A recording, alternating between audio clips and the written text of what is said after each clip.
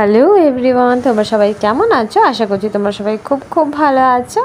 আমি চলে এসেছি একটা নতুন ব্লগ নিয়ে। দেখো কি সুন্দর লাগছে না, সাদা জবা লাল জবা পাশাপাশি, দুটো আলাদা আলাদা রঙ, কিন্তু দুটোই বেশ নিজের জায়গায় সুন্দর। এটাই হচ্ছে রঙের খেলা। আমাদের জীবনটাও কিন্তু এরকমই রঙে রাঙা থাকলে বেশ ভালো লাগে। তো সকাল সকাল রান্না বান্না সেরে বেরিয়ে পড়ছি কিছু কেনাকাটি করতে। এখানে দেখো কতগুলো রূপো রয়েছে। আসলে মেয়ের পায়ের তলাটা ছোট হয়ে গেছে, এখন আর পায়ে হয় না, তাই ভাবছিলাম যে ওটা চেঞ্জ করে ওর পায়ের মাপে তোড়া নেব একটা। এই দেখো, এই পায়ের তলাটা আমার পায়ের তলা বিয়ের সময়, কি সুন্দর দেখতে না?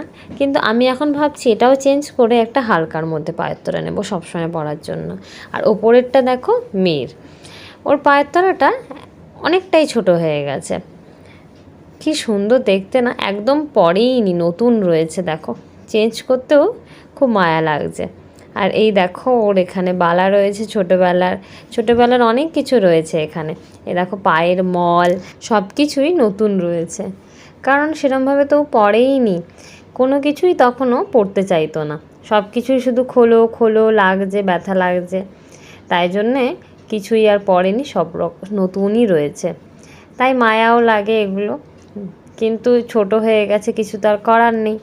তো ভাবছি এগুলো দিয়েই কিছু ওর জন্য কিনে নেব। তো তাই জন্য দেখো চলে এসেছি সোনার দোকানে। তো এখানে দেখো আমার একটা রূপোর পায়ের তলা দেখছি, আর মেয়েরটাও দেখছি, কিন্তু মেয়েরটা বললো যে ওকে নিয়ে আসতে হবে, না হলে হবে না।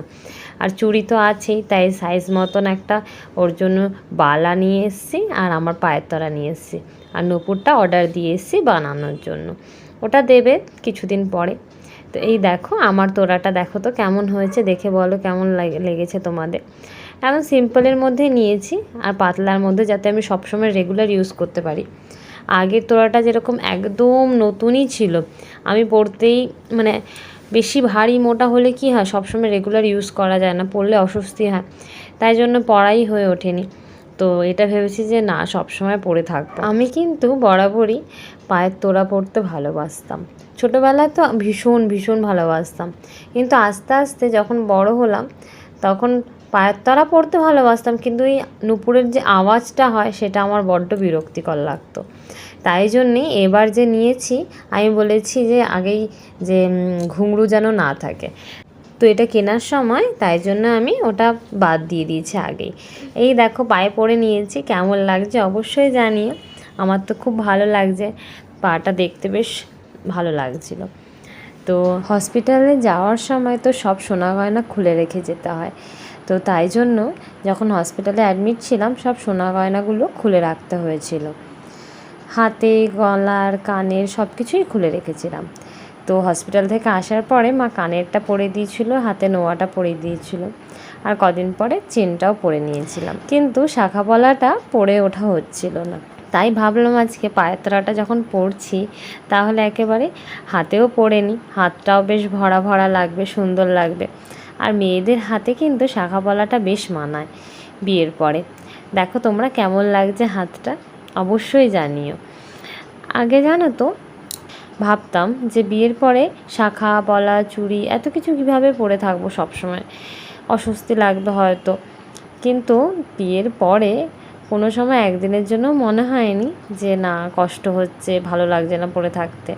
আমার মতন মনে হয় সব মেয়েদেরই এরমটাই হয়। তো দেখো কানেরও অনেক দিন ধরে একই পরে রয়েছিলাম, তো ভাবলাম একটু চেঞ্জ করে নিই। আমি আবার কানের একটু ঘুরিয়ে ফিরিয়ে পরতেই পছন্দ করি, একভাবে এক কানের পরে থাকতে বেশি দিন ভালো লাগে না। তো রিংটা পরেছিলাম, তো আজকে ভাবলাম যে একটু টপ পরে নিই। এই টপটা আমার ভীষণ ফেভারেট, গণেশ ঠাকুরের মুখ আঁকা, দেখো ভীষণ ভীষণ ফেভারেট। তো এই কানেরটা পরে নিলাম, দেখো তো কানেরটা কেমন লাগছে আমার কানে। আগের কানেরটা ভালো লাগছিল না, এই কানেরটা পরেছি, এই কানেরটা ভালো লাগছে অবশ্যই জানিও কিন্তু, তাহলে আমার ভালো লাগবে। আর তারপরে দেখো হাতেও কিন্তু কোনো রিং নেই, তাই জন্য ভাবলাম যে হাতে একটা রিং পরে নিই, তাহলে হাতটা আরও ভরা ভরা লাগবে, সুন্দর লাগবে। এমনিতেও আমি আগে দুটো রিং পরে থাকতাম সব সময়, তো এখন যখন সোনা গয়না পরছি তো ভাবলাম যে আংটিটা আর বাদ যাবে কেন, এটাও পরে ফেলি।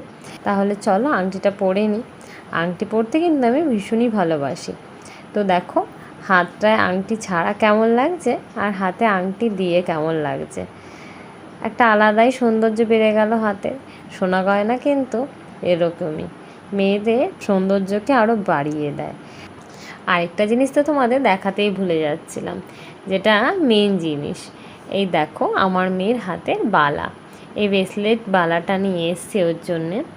তো কেমন হয়েছে তোমরা জানিও, আমার মেয়ের তো খুব পছন্দ হয়েছে।